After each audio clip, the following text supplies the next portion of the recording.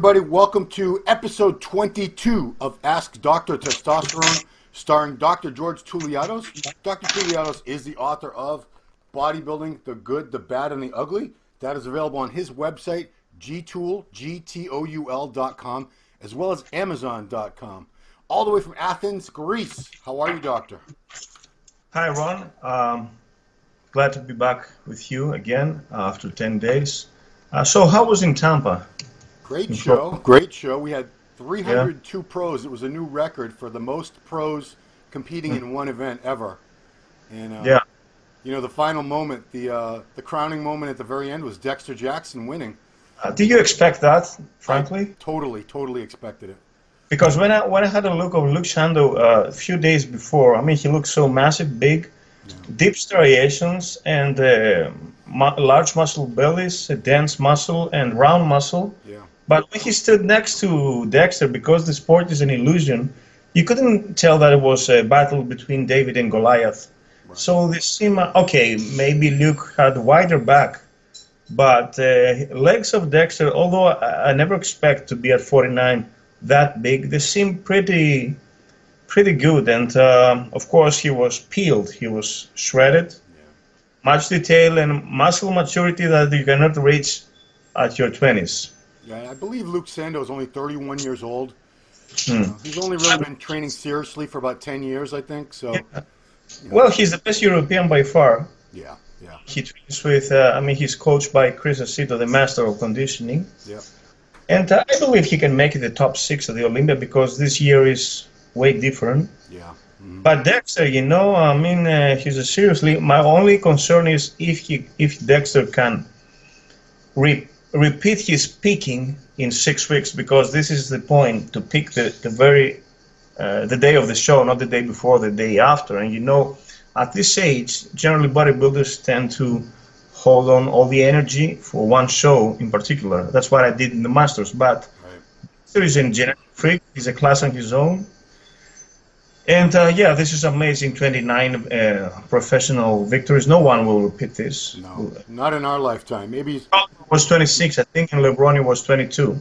Yeah. And the difference between LeBron and Dexter is that Dexter is non-stop 20 years on Olympia stage, plus a decade before in order to become a professional bodybuilder. Therefore, I believe he's the most well-trained professional bodybuilder in history. Yeah, I mean, and the fact that he's been very smart, he's never had a major injury in all these years. Yes, he trains smart with machines and cables. He never was off in terms of conditioning. Right. And this is very smart to be on always. But as far as peaking multiple times a year, I've seen Dexter. I've seen him pretty much since the very beginning of his pro career, and he's never had a problem with that. He's one of those, he is a very rare genetic specimen. I've seen him look awesome at the Arnold Classic and then awesome at the Olympia too. Because Ronnie Coleman had a trouble in 2001 to peak twice. Right. And he almost failed. In 2001, he lost the prejudging to Jay Cutler.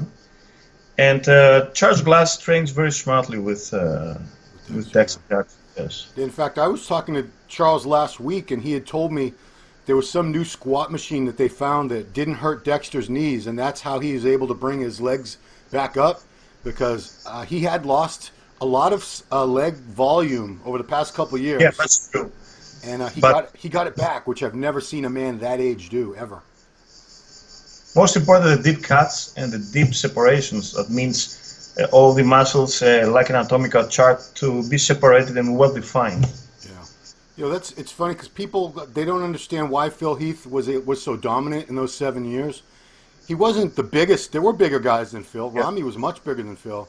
There were a few guys that were bigger than Phil, and shape-wise, you could even argue that some guys like Sean Roden always had a prettier shape than Phil. But you know, Phil had that deep separation, all those details in the muscles, and he's a 3D look of Dexter Jackson. Yeah, yes. You can't.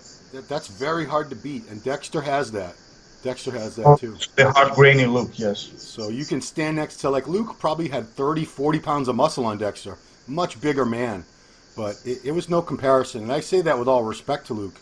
I think he's going to be great, but Dexter's just like another level. It's going to take Luke a little while. That's all. It's about quality versus quantity. Yeah, and he is Mr. Quality. That is muscle quality right there. Okay, well, doctor, your fans, your viewers have some questions for you. You're the only man that can help them out. So let's help these people. And Thomas as well, yes. And Thomas. Well, Thomas doesn't like these kind of questions all the time. Thomas is not going to tell you how to take drugs, how to take steroids, ever. Off the record, maybe.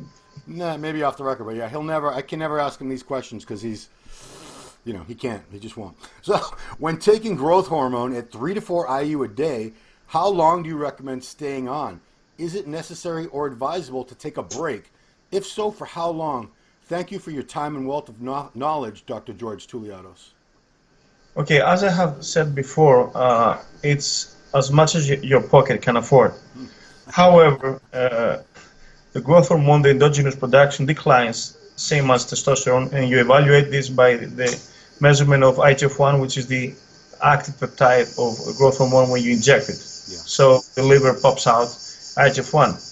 However, when you introduce growth hormone to yourself, there is an axis that shuts off endogenous production. Therefore, bodybuilders may be wise to use during the weekends some growth hormone releasing hormone peptides like sermorelin or GSRP6 or MK677.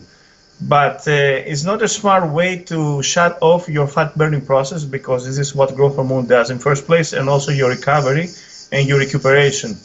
Now also, the growth hormone has hypertrophic or hyperplastic effects under prolonged elevation of IGF-1. However, this is also may link to triggering of tumor growth and cancer. Wow. Yes, but I believe that the more you use it, and you have to realize to be a window of 6 months. And why is that? Because when you inject over 8 IUs of growth hormone, you boost IGF-1, and this is how skeletal muscle hypertrophy occurs. Now, these new myocytes that are born under hyperplastic phenomena, they need also 6 months under steroid use and hypertrophy, and also weightlifting along with protein consumption and nutrition and rest, of course, to build up and swell, as it happens with anabolic steroids. Therefore, these new muscle cells will require 6 months ahead in order to be enlarged. Yes. So, doctor, you're telling me you need to use at least 8 IUs of growth for at least 6 months to see muscle growth from growth hormone. There are some protocols that say that 2 IUs are for anti-aging and longevity and cellular reborn. Yeah. Now, 4 IUs are ideal for fat burning and oxidation of adipose tissue, and 8 IUs, so the double, 2, 4, and 8, are ideal for IGF-1 boost. I heard pros using 16 or 24 every day. Wow. And even by you, off the record, 36, some guy also. Wow. Yes. So it's something not quite uncommon. And basically, you can invest as much as you can afford. Yeah, I mean, 16 IUs of growth hormone, 36 IUs of growth hormone a day. It's a whole pen a day. It's a whole pen. It's outrageous, yes. So even if you're getting a good price on that, you're spending, I'm bad at math, but that sounds like about $5,000 to $10,000 a month. Well, in Greece it costs $200, the 1 pen of 36 IUs, but even that means $1,000 per week, so $4K per month just for the growth hormone. Eh? Would be $4K, yeah, and you can't get it for $200 here. I'll tell you, it's at least double, so that's a lot of money these guys are spending. So you said, ideally, if you can stay on it 7 days a week all the time, that's the best way to do it. Yes, but you can take a break during the weekends with growth hormone releasing hormone peptides that they won't boost your IGF-1 in substantial levels. Okay. Is there any benefit to taking those 2 days off?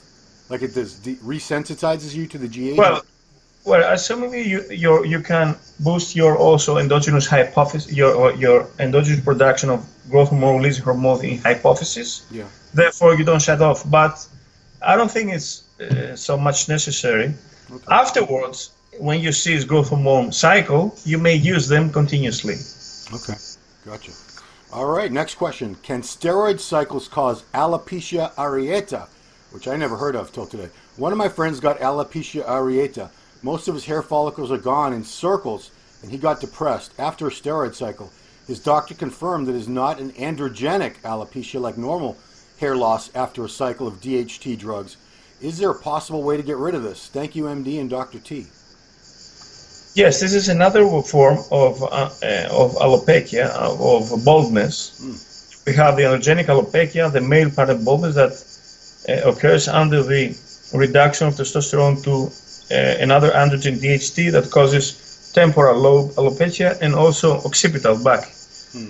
Now the other form of alopecia, search it, and it's observed in certain spots in the size of a coin, for instance. And the main reason of that is stress induced. Therefore, we can also speculate that under autoimmune disease we may observe this. And among the treatments, as also in autoimmune, is cortisone, injectable cortisone. That's all about this kind. It's of course not related with anabolic androgenic steroids. Right. So this is hair loss in patches. Just yes. Exactly, in certain spots, yes. So this had nothing to do with steroids. His friend, Not at all. His friend just was unlucky or stressed. He's very stressed out. Yes. Okay. Next question: what are the pros and cons of oral and injectable testosterone undecanoate, considering the long half-life? Is it a good T ester for TRT, as some doctors are now prescribing it in the U.S.? Should more frequent dosing protocol be used regardless of the long half-life, to maintain more even blood T levels? That's a good question, because I know that Nebido, that's the most popular form, the test undecanoate in Europe. They give that every 4 to 6 months, but do you know of anybody that's tried using it, every couple weeks instead? Well, Nebido or Avid in the States, it's testosterone undecanoate. The half-life is approximately 10 to 12 weeks, and we introduce this every 60 to 90 days, therefore every 2 or 3 months. Okay. It's very prolonged. The disadvantages is that it fluctuates, and when you administrate 1,000 milligrams, because it's a 4 ml solution, 250 4 times, and then you observe a spike, and the first month, week 1 to 4, and this spike on testosterone will lead also spike into estradiol and to DHT, the two forms that it's converted testosterone. Therefore, we may be concerned of aromatization and also erythrocytosis, and also may be sexually aroused and more irritated and aggressive, grumpy. Now, then it hits a plateau from week 5 to 8, and it gets stabilized in eugonadic level, and then it declines from 9 to 12, and maybe you feel kind of drained, and that you're missing your injection, and your levels fall. Therefore, you have this kind of, peaks and valleys. Pharmacokinetics. Now, this is more convenient for guys who are not convenient with regular injections, and of course, people who travel and have many obligations. And not so conceited. Now, the other form of testosterone undecanoate is in oily capsule, Peros, orally used. It's called either Andriol or Restandol in Greece. I have also myself used it. However, the half-life is very short, and the pharmacokinetics required to be used throughout the day with meals, but also fatty meals, because the oily capsule requires a fatty environment in order to be utilized by the lymphatic circulation. In this way, it does not enter through the portal vein to the hepatic circulation. It does not stress the liver. But also, it has to be consumed every 5 or 6 times a day. Wow, that's a lot. Only 10% of it is really absorbed and utilized. Wow. Yes, I have myself used it when I was run out of stock from testosterone before my show, and I took the whole package of 30 capsules in a so it's 1,200 milligrams, but apparently only 10% of it are utilized. So you took 1,200 milligrams of Andriol in one day? Yeah, but it was not, of course, 1.5 Yeah, it And was your much body, less. but your body only really got 120 of those Yeah, milligrams? yes, so yes, only 10% is used. What a waste. I can't Yeah. believe most of it's wasted like that. Yeah, it's very convenient though for people who don't like shots. Yeah. And another form of testosterone oral is methyl testosterone, which is a hepatotoxic, very aromatizing one, and it's used also in martial arts sublingually in order to give you a kick and a stimulus for the training. These Yes. boxers would put it on their gums before a fight. Yes, true. Yes, yes. Gets rapidly to the system, and you get a really serious kick. But it's worse on your liver than even like D-bol or Anadrol. Yes, Right? yes. Testosterone is deactivated in the liver, but however, methyl testosterone is semi-alkylated, is highly hepatotoxic and very estrogenic. It's funny you Andriol. You know, I'm sure most steroid users weren't aware of this because I can remember in the '90s, guys were always trying to get a hold of Andriol, the gel caps, and I don't Yes. think anybody realized they were that. They sound terrible to me. I would never. The cost effect is disproportional. Yeah, this sounds like a horrible drug to me as far as cost-benefit ratio. Okay, next question. The doctor mentioned in previous episodes that we have to maintain estrogen and prolactin in balance for helping with libido and free testosterone. How can the estrogens and prolactin be modified to make them in balance? What can we use? Now, for estrogen production, we can use the androstenedic drugs like the aromatase inhibitors, Arimidex, Femara, and Aromacin, which is apparently anastrozole, letrozole, and exemestan. Now, exemestan is a different kind of aromatase inhibitor that is called suicidal and does not let a rebound of estrogens to take place after we stop the use of it. Now, the difference is that with SERMs, is that the aromatase inhibitors, they cut off the transversion of the conversion of androgens to estrogens because they shut off the aromatase enzyme that is located mainly in the subcutaneous tissue, but also in the mammary gland, also in the brain, in the liver, and therefore you cease totally the production of estrogens. However, SERMs are alternative drugs before when aromatase inhibitors come into the game. They were also used against, they were prescribed for breast cancer, and we have SERMs, two different types, tamoxifen, which is tamoxifen citrate, Nolvadex, and clomiphene citrate, Clomid. They are both, one half is estrogenic, one other half is anti-estrogenic. They can be used perfectly well for post-cycle therapy after HCG in order to boost your endogenous production. And it tricks hypothalamus by lowering estrogens in hypophysis, and there you have a kick of GnRH. Okay. But SERMs, they just occupy the estrogen receptor, therefore it's like a seat when it's taken, and no other estrogen can sit over there. But the rest of the floating estrogens still circulate, therefore you don't cut off the rest of the estrogens. There are some benefits of SERMs that they can act estrogenically in the liver, and they can improve lipidemic profile, LDL mainly, lower LDL. Yeah. But they have been also accused for lowering IGF-1, therefore they may hinder your gains, for instance, during off-season. Yeah. However, aromatase inhibitors, because of they crash, if they are abused, they crash on estrogens, they can also lower bone mineral density and HDL, of course, which is protected. Right. Okay. Next one. I'm sorry about prolactin now. I'm sorry about. Oh yeah, we didn't talk about prolactin. Yes. Prolactin is a hormone that is also elevated by stress, by insomnia, by low thyroid function, by certain drugs like marijuana, SSRIs, opiates, and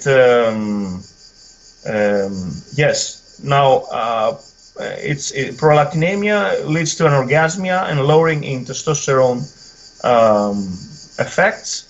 And can be lowered by dopamine agonists, drugs that elevate dopamine. One of them is cabergoline, the other one is bromocriptine, and you use them, yes, accordingly to your prolactinemia levels in the blood. Now, usually, when you use a 19-nor testosterone derivatives like trembolone or nandrolone, prolactin tends to elevate when it's already an estrogenic environment coming from testosterone or some other aromatizing drugs. However, in a sedentary man who does not use androgenic anabolic steroids, prolactin may elevate even though your estradiol is within range. Was it high prolactin levels you told me could make a man lactate, start producing milk? Yes, true. Yes, you may observe, your nipple to kind of a milky way. It's not real milk, right? It's not like a baby could actually feed off your nipple, right? Nipples will be soft and puffy. Yeah. And also another thing is when boys during puberty, when they catch up fast height, what happens? Prolactin and growth hormone come from the same spot in adrenal hypophysis, the anterior pituitary gland. Yeah. Now, when they catch up in weight very fast, a huge wave of growth hormone is released. However, it takes along some of prolactin. That's why in teenagers that catch up height very fast, you may observe a little bit of beach tits coming from prolactinemia. Yeah. I mean, I've seen a lot of heavy teenage kids, at water parks and the beaches, and they have little, looks like gyno. Well, they have man boobs, but it also looks like they have gyno. Yes. And clearly they're not using steroids yet. So, next question. The doctor made a few comments regarding overtraining. Testosterone and anabolic steroids are proven to speed muscle recovery. What about CNS recovery? I find that recovery of the CNS is a limiting factor. My question is, does the use of testosterone, whether on TRT or on a blast cycle, regenerate and speed up the recovery of the CNS? If so, is it dose dependent? Well, yes, true indeed that steroids improve muscle recovery, and therefore you can train in a lesser time and in higher frequency. However, steroids also tend to fire more skeletal muscles and transmit signals between the muscle fibers and neuromuscular conjunction. Jay Cutler used to say that there are two different types of stimulation in training. The central nervous system that takes place under low rep range, under, for instance, 4 to 6, and you stimulate intensity very highly and your CNS, your central nervous system. And the other is to stimulate purely the muscle system that comes from higher repetition rates up to 12. Now, personally, when I was using anabolic steroids, I couldn't sleep well. And I believe that this is also related that the effect that anabolic androgenic steroids have on central nervous system. We may have also the allegedly roid rage, but apart from this, I believe that a steroid user, when he sees off and he comes off from steroids, his sleep is much deeper and he can sleep with a better quality. On the other hand, when he's on gear, he sleeps much less because CNS is also overstimulated. And this comes also from overtraining. And imagine if you train like a beast because you have anabolics in your system, you also induce rhabdomyolysis, of course, but also stress hormone like cortisol, adrenaline, and noradrenaline also are flushed into your blood. Therefore, it's hardly likely to be able to sleep with these stress hormones in your system. So yes, it stimulates both muscle and central nervous system, but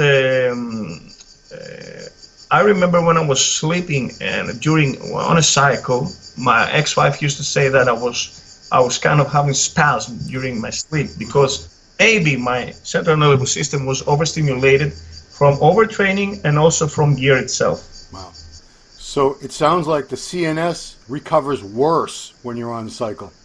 I think so, yes, because you are to the limit and everything is on red, and you push it to the limit, both mentally and physically. So it's amazing that steroid users still make such great gains, considering their cortisol must be getting jacked up. It's just the steroids? Yes, cortisol also is also suppressed because anabolics are anti-catabolic.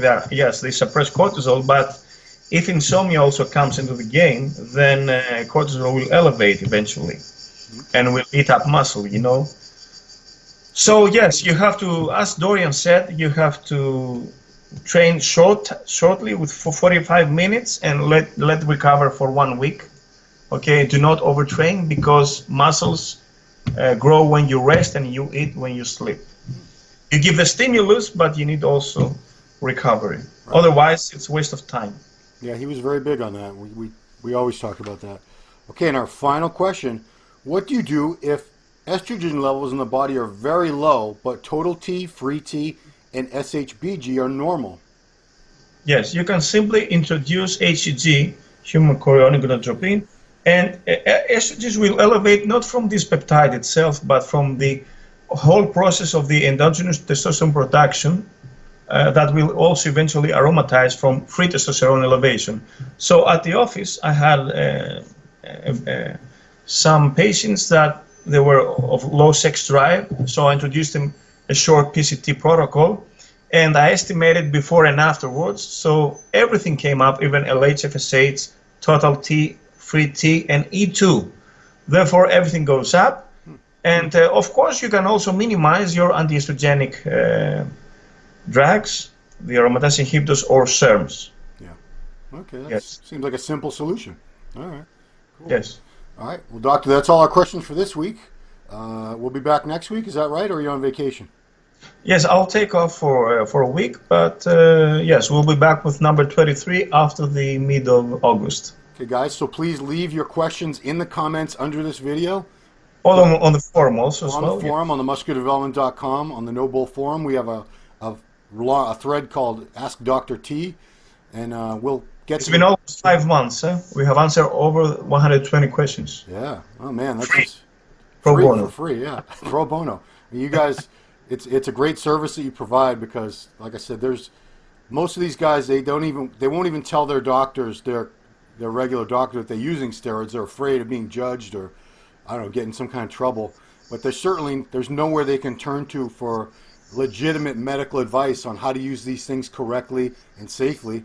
Maybe we can have a show at the Orleans Arena also. Yeah, I got to talk. I'm talking to Dr. O tomorrow. Okay. I got to see if he's coming. If he's going to the Olympia, we'll get a little round table discussion. I think that'd be pretty cool. Yes. Yeah, because you guys have different styles, different points of view, but you know we're all in the same family. So, 1 year ago exactly, we interacted in August last year. Yes. That's right. We did a. It was on Dr. O's show. We did an interview with you. That was yes. First time I ever talked to you. Okay. Cool. So 6 weeks to go, huh? 5.5, less than. Geez, 5 weeks in. Thursday, Friday. Yeah, 5 weeks in 2 or 3 days. Yeah. Well, I'll be in Vegas 5 weeks from today. Yeah. Are you getting in shape? What's that? I'm getting in shape for my 50th birthday. Oh, okay. Which is a few days after the Olympia.